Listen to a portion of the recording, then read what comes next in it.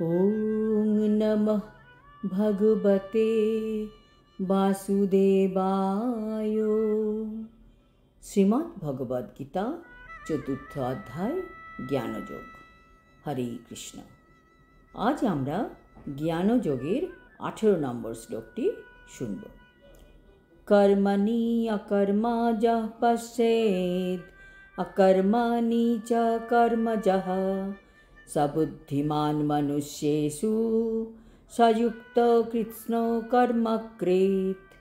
অনুবাদ: কর্মণি অকর্ম যা পশ্যেত, যিনি কর্মে অকর্ম দর্শন করেন, অকর্মাণি চ কর্মজা, এবং অকর্মে কর্ম দর্শন করেন, সবুদ্ধিমান মনুষ্যেষু, তিনি সমস্ত মানুষের মধ্যে বুদ্ধিমান, সযুক্ত কৃৎস্ন কর্মকৃৎ, সব রকম কর্মে লিপ্ত থাকা সত্ত্বেও তিনি চিন্ময় স্তরে অধিষ্ঠিত হন।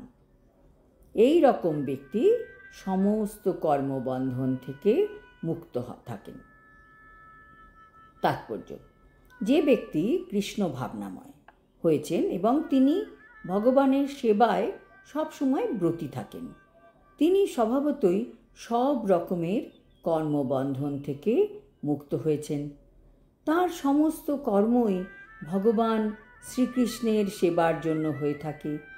কাজেই তার সারাদিনের কর্মের ফলস্বরূপ তাকে আর সুখ অথবা দুঃখ ভোগ করতে হয় না। এইভাবে তিনি সমস্ত মানব সমাজের মধ্যে বুদ্ধিমান ব্যক্তি, যদিও তিনি শ্রীকৃষ্ণের জন্য সব রকম কর্মে লিপ্ত হন। অকর্ম মানে হচ্ছে ভগবানের জন্য কর্ম করা, ফলের আশা না করে কর্ম করা, সারাদিনের সব কাজের মাঝে ভগবানকে রাখা। যারা নির্বিশেষবাদী তারা কর্মফল পাব এই ভয়ে সব রকম কর্ম পরিত্যাগ করে।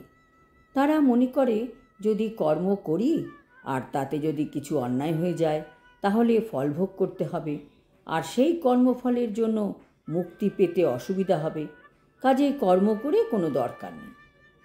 কিন্তু সবিশেষবাদী ভগবত ভক্ত খুব ভালোভাবেই জানেন যে তিনি হচ্ছেন ভগবানের নিত্য দাস। কাজেই তিনি ভগবানের সেবাকালে সারাদিন নিজেকে ব্যস্ত রাখেন। সব থেকে বড় কথা, যেহেতু তিনি সারাদিন ভগবানের সেবার জন্য কাজকর্ম করেন, তাই তিনি কেবল চিন্ময় আনন্দ উপভোগ করেন। তাই বলা হয় কৃষ্ণ ভক্ত নিষ্কাম, কারণ তার নিজের জন্য ভগবানের কাছে কোনো কামনা নেই, কোনো কিছু চাওয়ারও নেই তার। তিনি তার নিজের ইন্দ্রিয় তৃপ্তির জন্য কোনো কিছুই আশা করেন না।